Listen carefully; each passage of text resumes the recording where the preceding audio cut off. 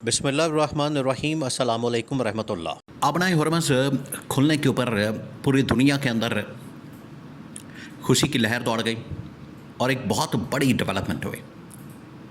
लेकिन किसी ने सोचा ही नहीं था कि 24 घंटे के अंदर अंदर आबना हरमस दोबारा बंद हो जाएगी।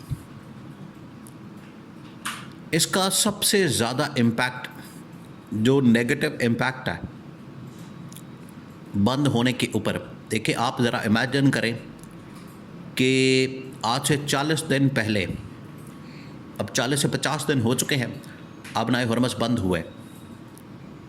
आबनाए हरमस खुली थी, जहाज़ आ रहे थे, जा रहे थे, इकॉनमी बिल्कुल नॉर्मल थी, स्टेबल थी, और दुनिया के अंदर भी लोगों को इतना ज़्यादा इसके बारे में मालूमात नहीं थी कि आबनाए हरमस क्या, कहाँ पर है, कौन आता है, कौन जाता है। दुनिया में जो इस वक्त सेंटर ऑफ अटेंशन या सबसे ज़्यादा सर्च की जाने वाली जो चीज़ बन चुकी है वो है आबनाए हरमस। और सबसे ज़्यादा अगर इसका जो नेगेटिव इम्पैक्ट किसी के ऊपर हो रहा है वो है अरब ममालिक। उसमें भी जो लीडिंग कंट्री है, मुल्क है, अरब रियासत है, वो है सऊदी अरब। सऊदी अरब को सबसे ज़्यादा ख़तरा है, सऊदी अरब को सबसे ज़्यादा मसला है इस आबनाए हरमस के बंद होने के बाद, क्योंकि उनकी जो सारी की सारी इकॉनमी है पेट्रोल और डीजल के ऊपर है, पेट्रोलियम प्रोडक्ट्स के ऊपर है। आबनाए हरमस के थ्रू भी, और दूसरा यमन के रास्ते से एक पाइपलाइन है बिछाई गई, जो वहाँ से सारी उनकी ट्रेड होती है, और दुनिया को जितनी भी सप्लाई होती है पेट्रोल और डीज़ल की, जो कि सऊदी अरब के अंदर बनता है, प्रोड्यूस होता है, वहाँ से मुंतकिल किया जाता है, ट्रांसफ़र किया जाता है, शिफ्ट किया जाता है।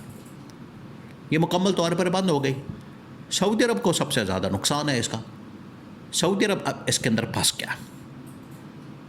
अब सऊदी अरब ने क्या किया, मोहम्मद बिन सलमान ने यही मामला शहबाज शरीफ के सामने रखा। अभी जो शहबाज शरीफ ने दौरा किया, अब ज़रा सोचे इस बात के ऊपर, आपने पूरा सिनारियो समझना है, क्योंकि जो शहबाज शरीफ ने दौरा किया है, उसने जाके जो सऊदी क्राउन प्रिंस मोहम्मद बिन सलमान से मुलाकात की है, उसके अंदर तो वो लेकर चला गया प्रपोज़ल अमेरिका की। अब अमेरिका तो असल में सारा मामला ख़राब करने वाला, अमेरिका ने तो सारा ये पंगा किया, अमेरिका की वजह से तो यह सारा पंगा हुआ है। और अमेरिका की डिमांड लेके, अमेरिका का प्रपोज़ल लेके, अमेरिका की तजवीज़ लेकर ये शहबाज शरीफ सऊदी अरब के अंदर पहुंच गया। उधर ईरान ने भी अमेरिका की तमाम के तमाम कंडीशंस को मुस्तरद कर दिया, उसने रिजेक्ट कर दिया। उसने कहा कि हम जंग के लिए तैयार हैं, जंग करना चाहते हैं, जंग हमारे पास आखिरी ऑप्शन है, ठीक है, अगर किसी ने लड़ना, जंग करनी है तो तैयार है हम, लेकिन अगर बदमाशी के साथ, अगर वहाँ पर धींगा मुश्ती करने के मूड में है, लड़ाई करने के मूड में है, हमला करने के मूड में है, तो ठीक है, पर हम भी तैयार हैं, आ जाएं, आबनाए हरमस के अंदर आ जाएं, ईरान के अंदर आ जाएं, इर्द गिर्द जजीरों के ऊपर आ जाएं, हम हमले का सामना करने के लिए तैयार है।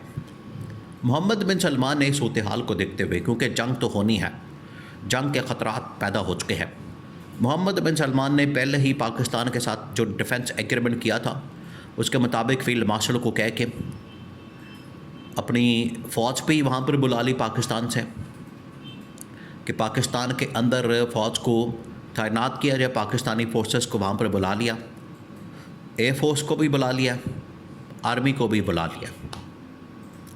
अब ये काम हो गया, फोर्सेस तैनात हो गई हैं, फ़ौज लग गई है, आर्मी भी, एयर फोर्स भी, तैयारी भी पहुंच गए हैं, मिसाइल भी पहुंच गए हैं।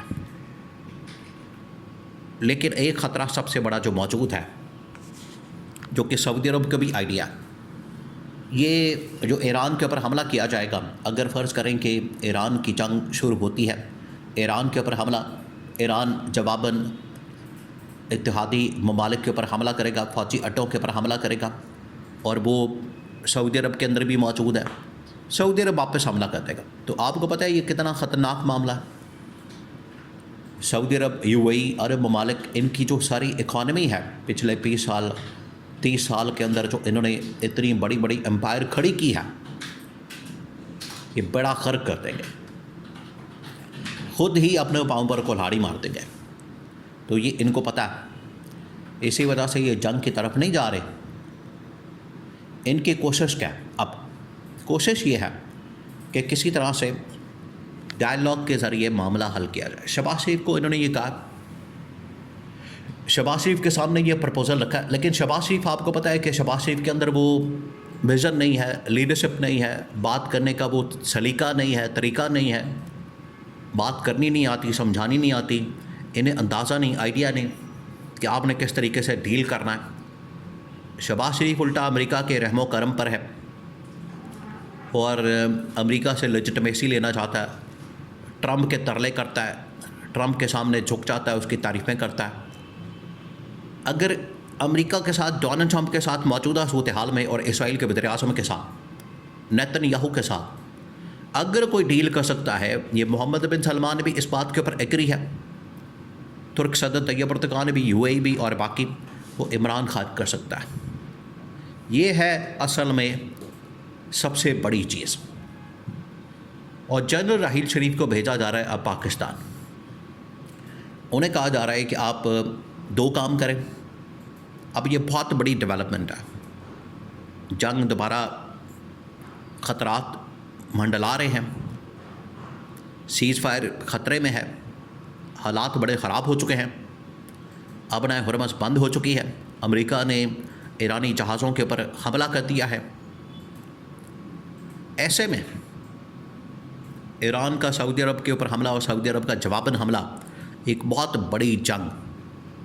जनरल राहील शरीफ को फ़ौरन भेजा, जो इत्तेहादी फ़ौज के कमांडर हैं, सरबराह हैं फ़ौज के, कि अब जाएँ जनरल आसिम के पास 2 ऑप्शन के साथ। एक तो ये कि मज़ीद फ़ौज को भेजा जाए, फोर्सेस को भेजा जाए इधर सऊदी अरब के अंदर।